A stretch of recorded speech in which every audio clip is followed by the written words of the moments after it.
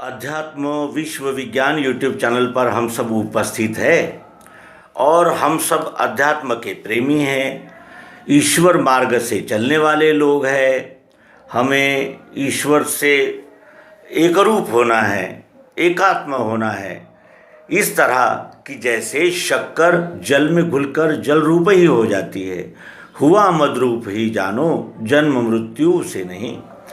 तो क्या हमें पत्नी, भाई, घर, रोटी, कपड़ा, समाज, शादी, ब्याह, जीवन ये सब लगा हुआ नहीं है? क्या हमने इसके प्रति उदासीन हो जाना चाहिए और सब कुछ छोड़कर जंगलों में चला जाना चाहिए? यदि हम जंगलों में चले गए तो क्या इस विश्व का व्यवहार रुक जाएगा? और जंगल में जाकर जिस तरह यहाँ पग पग पर हमारी परीक्षा होती है कि हम क्रोध के ऊपर काबू पा सकते हैं क्या, हमारी कामनाएं कितनी हैं, ये जो जांच परख करनी है कि हम भवसागर में कितने डूबे हुए और कितने रममान हो गए हैं, ये जांच का कोई केंद्र तो पहाड़ों जंगलों में हो ही नहीं सकता। और दूसरा, यदि सभी लोग जंगलों पहाड़ों में चले जाएंगे तो वो भरण पोषण के लिए भी तो उन्हें फिर बस्ती की ओर भिक्षा मांगने आना ही पड़ता है ना, आना पड़ता है। और वो भिक्षा मांगते हैं और खाते हैं, क्योंकि जंगलों पहाड़ों में तो कोई उनकी यानी किसानी नहीं होती, न वहाँ उत्पादन होता है। यानी सारा का सारा जो संसार का व्यवहार है ये गृहस्थाश्रम पर लगा हुआ है। और चारों आश्रम जो है वो एक दूसरे के पूरक है। एक आश्रम से आगे के आश्रम में जाना है, गृहस्थाश्रम में जाना है, और गृहस्थाश्रम से फिर वानप्रस्थाश्रम में जाना है। तो वानप्रस्थाश्रम का हमने आशय ये ले लिया कि अब ये रिटायर हो गए हैं, अब इन्हें कोई काम नहीं है, तो अब जंगलों पहाड़ों में चले जाओ या फिर उनकी ओर दुर्लक्षित करो और उनको जिस तरह यूज़ एंड थ्रो ऐसा करो। आखिर बात है क्या? तो बात यह है कि हमें भी जब बाल बच्चे हैं, हमें भी परिवार है, संसार है। जो नियमित रूप से अपना टैक्स भरता है उस पर इतना टैक्स आ जाता है कि वो भर नहीं पाता और टैक्सेशन की चिंता में ही वो प्राण त्याग देता है। जो जल कर भरता है उसको इतना बिल आता है, और पड़ोसी जो अवैध तरीके से कनेक्शन लेके बरसों से आनंद ले रहा है उस पर कोई कार्रवाई नहीं होती। जो बिजली चोरी करते हैं वो सालों से मौज कर रहे हैं, और जो नियमित रूप से बिजली का बिल भर रहे हैं उन पर इतना बिल लाद दिया जाता है कि वो नींद नहीं आती उस गृहस्थाश्रमी व्यक्ति को, और वो इसी चिंता में घुलता रहता है कि अब बिल इतना हुआ और अब बिल उतना हुआ, किस रेट से लगाते हैं। और वो बिल में जो एडिशनल कर, ये कर, वो कर, और उसका अधिभार, इसका अधिभार, ये जो सारा लगकर आता है उससे सामान्य आदमी की श्रद्धा कायदे कानूनों पर डगमगाने लगती है। उसके भी मन में ये लालसा जागती है कि इतने लोग तो बगैर कनेक्शन के, बगैर इससे अवैध रीति से आनंद ले रहे हैं, तो फिर मैं भी क्यों न लूँ। और इस प्रकार अगर अराजकता का यानी प्रसार हो गया और मनुष्य के बुद्धि में ही ये स्थित हो गया कि सरकार केवल शोषण का काम करती है,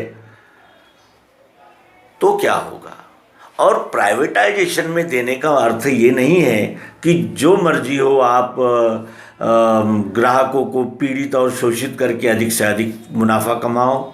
उस पर यदि सरकार का नियंत्रण नहीं रहेगा, सरकारी क्षेत्रों को यानी पब्लिक सेक्टर में इतनी छूट दे दी जाएगी, तो फिर वो सुशासन, सुराज्य और हमारा देश और वंदे मातरम और जय हिंद, क्या होगा इसका?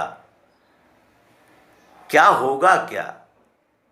इसलिए हमें सरकारों और जो लोक नियुक्त संस्थाएं हैं, जो लोक निर्वाचित सदस्य हैं उन्होंने इस बात का अवश्य ही विचार करना चाहिए, वरना औरंगजेब भी राज ही कर रहा था, कोई सोना चांदी नहीं खा रहा था, लेकिन वो अपनी पद्धति से कर रहा था। अकबर ने भी अपने पद्धति से राज्य किया, अंग्रेज ने भी अपने पद्धति से राज्य किया, और अब स्वतंत्रता और गणतंत्र के नाम पर हमने चुने हुए प्रतिनिधि वहाँ बैठे हुए हैं। लेकिन वो जो उन्होंने जो इस प्रकार का रवैया अपना लिया कि प्राइवेटाइजेशन में ये पब्लिक सेक्टर छोड़ दिया जाए और उनके आधार से उनके हवाले इन निर्दोष प्रजा को सुपुर्द किया जाए। कई इलाके ऐसे हैं कि जिसमें जांचकर्ता जाने से घबराता है। पुलिस उस यानी बस्ती के अंदर जाने के लिए घबराती है। ये परिस्थिति अगर होगी तो किस तरह ये अवैध कनेक्शंस काम नहीं करेंगे। तो ये हो सकता है कि हमें सज़ा भी हो जाए, हमें गिरफ्तारी भी कर लें, देशद्रोही है ऐसा भी कहा जाएगा। तो चाहे जो कहें, देश के लिए जब भगत सिंह, चंद्रशेखर आज़ाद फांसी पर जा सकते हैं तो क्या ये छोटा सा स्वानंद अपने देश के लिए, अपने प्रजा के यानी जिसे कहते हैं कि अर्जी के लिए, प्रार्थना के लिए क्या 10-20 साल का कारागृहवास नहीं सहन कर सकता?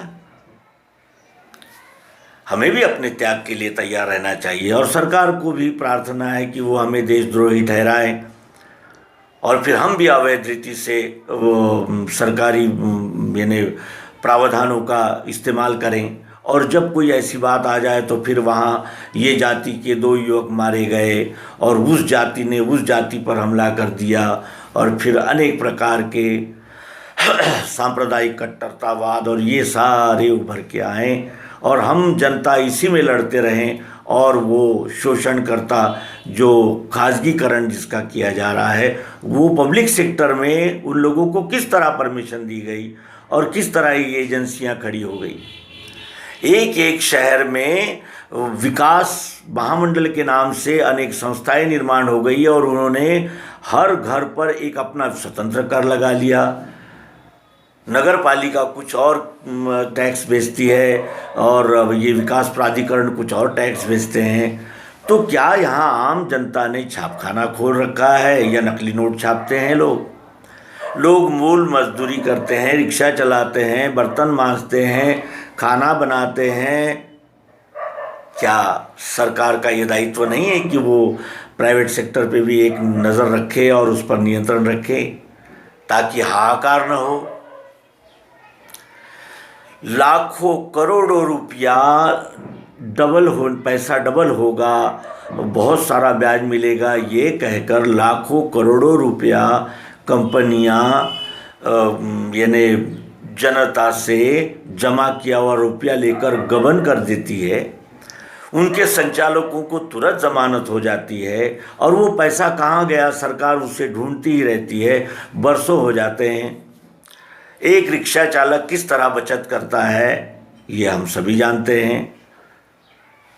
क्या होगा यानी जो करोड़ों रुपया का गबन करता है उससे सज़ा नहीं होती, वो आलीशान मौज करता रहता है और जो अपने खून पसीने की कमाई मातृभूमि के विकास समृद्धि के लिए लगाता है उसको और शोषित किया जाता है। तो ये गणतंत्र की महिमा हम अपने मित्रों से साझा कर रहे हैं।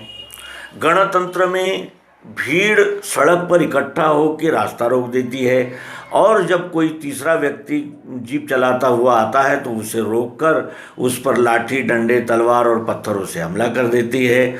फिर वो जान बचाने के लिए यहाँ से निकल जाऊँ इस डर से जब वो एक्सीलेटर बढ़ा देता है और अपनी जीप बढ़ा लेता है तो उसमें कुछ लोग मारे भी जाते हैं। और फिर वो मंत्री का बेटा था और फिर वो ऐसा था और किसान मर गए और जनता मर गई। सड़क पर बैठने का अधिकार क्या ये गणतंत्र में, जनतंत्र में मान्य कर किया जा सकता है?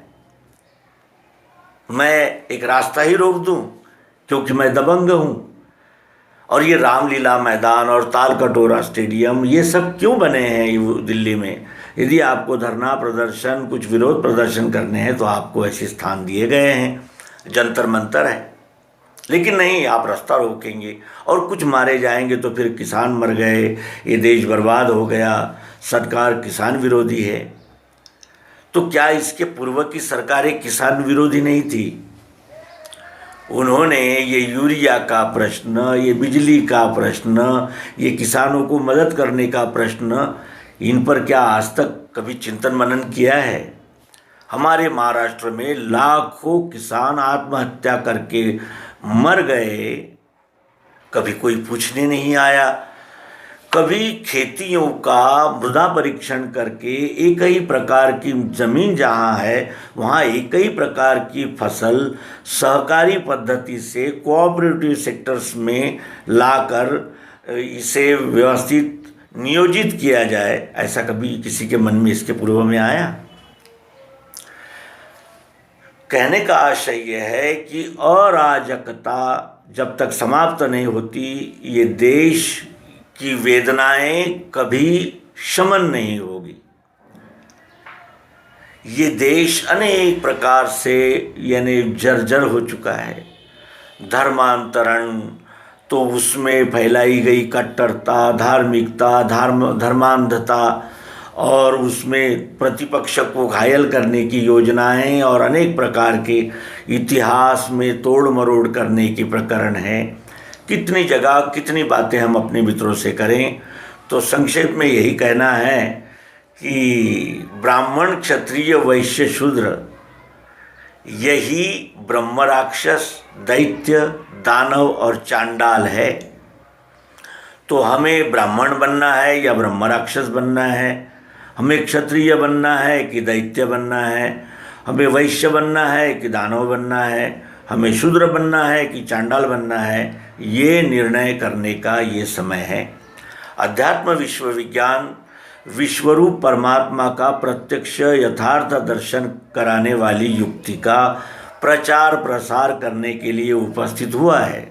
लेकिन इसका अर्थ ये नहीं है कि हम अपनी मातृभूमि और अपने जीवन से विमुख हो जाए और कहीं सपनों की दुनिया में खो जाए, क्योंकि भगवान श्री मायानंद जी चैतन्य और योगेश्वर भगवान श्री कृष्ण जी ये स्पष्ट रूप से कह रहे हैं, अर्जुन धनुष्य उठा और इस विश्वरूप परमात्मा की सेवा कर।